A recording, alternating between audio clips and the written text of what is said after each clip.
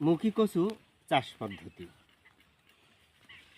মুখী কচুর জমিতে কি নিয়মে পানি সেচ দিবেন, মুখী কচুর জমিতে সেচ ব্যবস্থাপনা।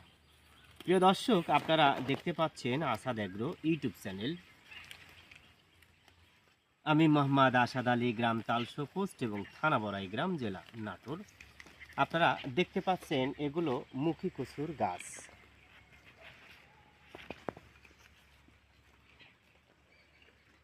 মুখী কচুর প্রধান পরিচর্যার মধ্যে পড়ে নিয়মিত পানি সেচের ব্যবস্থা করা। আপনারা দেখতে পাচ্ছেন মাটিটা ভেজা, এই দেখেন মাটিটা ভেজা রয়েছে। অবশ্যই এই অবস্থায় ভেজা রাখার জন্য আপনাদের যতগুলো সেচের প্রয়োজন হয় ততগুলো সেচ দিবেন।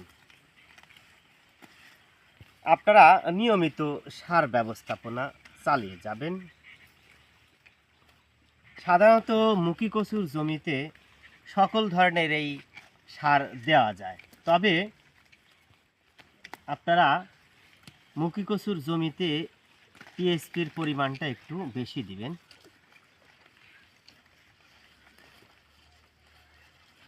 তো যাই হোক, ভালো থাকেন, সুস্থ থাকেন। নতুন কোনো ভিডিওতে দেখা হবে।